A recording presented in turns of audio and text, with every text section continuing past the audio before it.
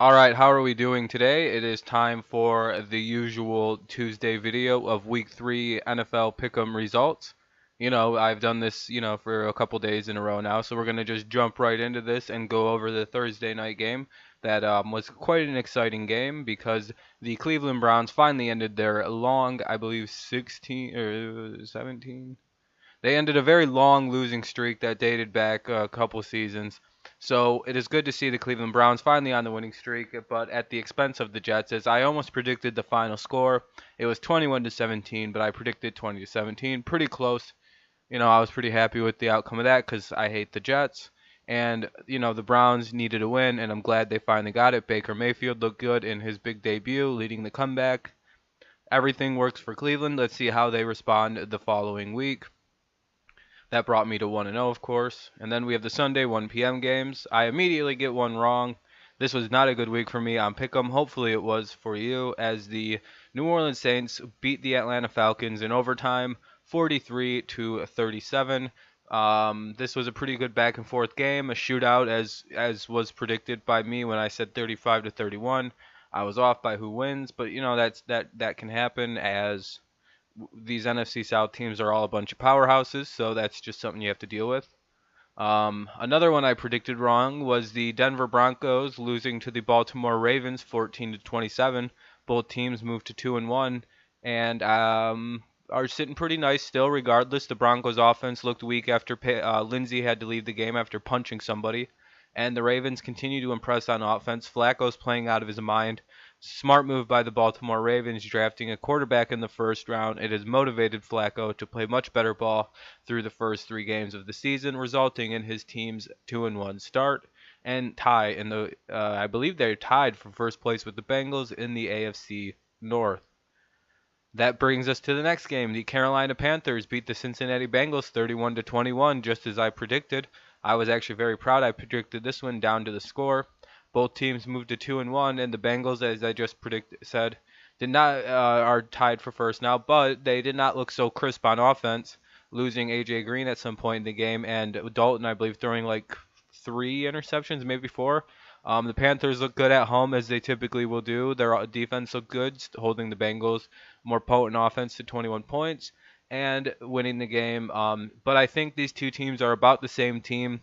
If this would have been played in Cincinnati, I would have predicted it the other way, and the outcome probably would have matched that. We now have the battle of irrelevancy and the 0-2 Giants taking on the 0-2 Houston Texans. Um, the Giants won 27 to 22 in one of the weirder football scores, and that moves them to 1-2. And the Texans, on the heels of a very promising start, very promising season with Watson returning, are now 0-3. Watson didn't look so bad in this game. It's just they have no offensive line. They have struggling getting the ball into the end zone. Something needs to be done in Houston to get that team going. And the Giants kind of looked a little bit better than they have the past couple weeks. Still bad though. This was a very irrelevant game. Um, I predicted they'd win, although I got that right. The Tennessee Titans shocked the Jacksonville Jaguars in this week. There was a lot of upsets this week. This is the first of many. Beating the Jacksonville Jaguars 9-6. Both teams are now 2-1 and in a multi-team tie for first place in the AFC South. I believe anyway. I think if the Colts won, they are also tied for this, but I think they lost. So we'll see as we go forward. But yeah, this was just kind of a stunner. No team scored touchdowns. It kind of just shows that Blake Bortles plays to his competition. He only plays as good as the team he plays stellar against New England, and then plays like this against Jacksonville. What are you going to do with Blake? I don't know. All right, and then in kind of a duh game, but with a sort of a sad twist to it, the Kansas City Chiefs beat the San Francisco 49ers 38 to 27. The biggest news out of this game wasn't the amount of touchdowns thrown by young Mahomes or the records he set. It was the fact that San Francisco 49ers, promising young season, seems to be off the rails and completely gone now that Jimmy Garoppolo will miss the rest of the season with a torn ACL. CJ Beathard will step in, and this is just not a good situation. Maybe this team will be signing Colin Kaepernick. to avoid the collusion lawsuit. Now is a better time than any. San Francisco. Fuck it, right? I don't know. Their season seems to have hit an immediate stop, and let's see what it is next year. That brought me to 4-3 because I went 3-3 on this slate of 1 p.m. games. Let's go on to the 1 p.m. games continued. We have the Oakland Raiders continuing a horrible slide, losing to the Miami Dolphins, 28-20.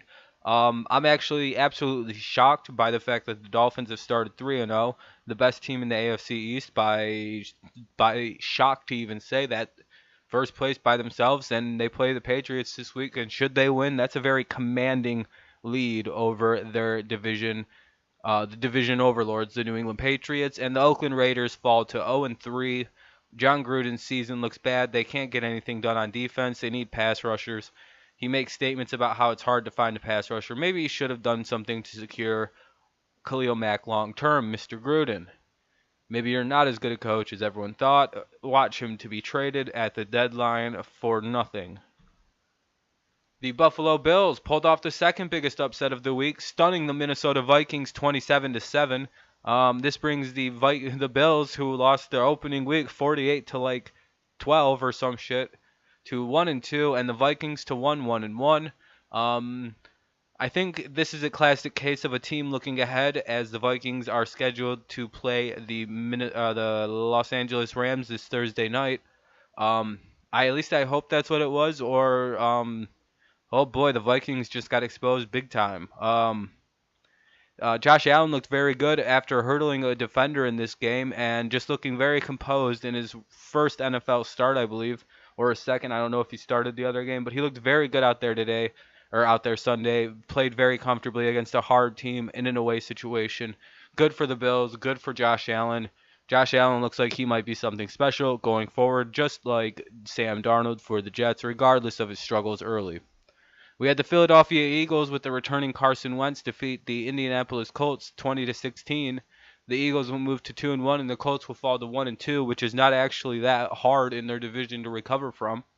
The Colts don't have much in the way of offense. They might be in the market for a Dez Bryant type player. I would not be shocked if the Colts picked him up, because if their name isn't T.Y. Hilton or Eric Ebron, they seem to be doing absolutely nothing for the Colts offense right now. And the Eagles look good. I mean, they're going to be a little bit slow starting till Wentz gets more and more warmed up and ready to play, because, this is essentially like a preseason game for him. He hasn't done anything for many, many months. So watch the Eagles to just get better and better as the year goes on. And then we had the other upset of the week, in my opinion, the Green Bay Packers losing to the Washington Redskins 17-31, putting the Packers to a 1-1-1 record and moving the Redskins to a 2-1 record. Alone in first place in the NFC East are the Washington Redskins, who are looking good behind a surging Adrian Peterson. Aaron Rodgers' team does not look good. A lot of drop passes, which you can't even really pin on the quarterback. But yeah, I mean, that's the problem with the Packers that everyone talked about in the offseason. Their receivers dropped balls, and it showed here. They got roughed up by a Washington Redskins team that lost to a pathetic Colts team the week before. So maybe there was some exposing done here against the Packers, who also do a lot of roughing penalties. But you know how irony works. It was their quarterback's own special rule that their team has violated the most. Irony, karma. Fuck the Packers. Glad to see them lose. And my NFL pick'em week 3 results bring me to 5-6 because of the shitty Vikings and Packers and all the upsets this week. I couldn't pick shit. I'm under 500 at this point. Now we go to the 4 p.m. games, where I fared a lot better. The Los Angeles Chargers, as I predicted, lost to the Los Angeles Rams. Sorry, to Los Angeles, as it gets confusing. They won. The Rams won 35-23 over the Chargers, improving to the NFL's. As everyone knows, the NFL's best team is now 3-0, and the Chargers are 1-2, kind of off to a disappointing start to what everyone thought was a promising season. This is circa flashbacks from 2005 to 2011. Very hyped Chargers team starts stumbling out of the gate with Phillip Rivers looking like crap, offense looking like trash. Here we go again, folks. What's gonna give? Let's see. Next up, we have And the Rams are just the Rams. They're good. It is what it is with that team. The Chicago Bears beat the Arizona Cardinals 16 to 24 in a last-minute scoring attempt, bringing the Bears to first place in the NFC North, something no one would have predicted at the start of the year, and bringing the Arizona Cardinals to an abysmal 0-3 as they have to go again back to the planning board to refigure things out as their offense is struggling. I believe Rosen is their official starting quarterback going forward. So maybe that will breathe some fresh life into the offense. And the Bears are winning games behind that mighty, mighty defense led by John Gruden's garbage, Khalil Mack. Watch the Bears have a great season. This is a weird year in football already. The Bears are here to prove that, I don't know, they're fucking weird. Hopefully something gives soon. Leaves the NFC North wide open for a certain little team from Detroit that everybody should be fearing right now.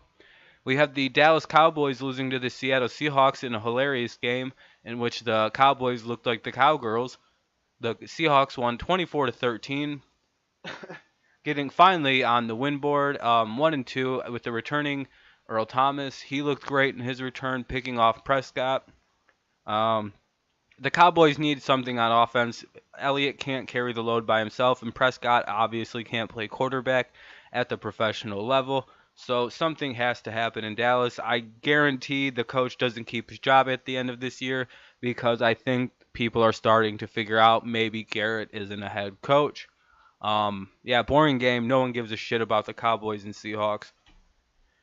That brought me to 7-7. If I'm sitting at 500 through the 4 p.m. games, I'm like, all right, I got this. There's no fucking way the Lions are going to beat the Patriots. Let's go to Sunday night. And wouldn't you fucking know it? The Detroit Lions beat the shit right out of the New England Patriots, 26 to 10. And in one of the more unexpected things that also happened in this game, the Detroit Lions, Kerryon Johnson, broke the 70 game skid of no 100-yard rushers in Detroit by going over to 101 yards. The first one since Reggie Bush did it in 2013 in November. Had it been it's just a long time. I'm glad the team finally got the fucking yards. They got on the win board. First win for Matt Patricia over his old his old mentor Bill Belichick. And that's a good feel-good win. The Lions looked dominant in this win. They dominated via the run game, which you never thought you'd hear.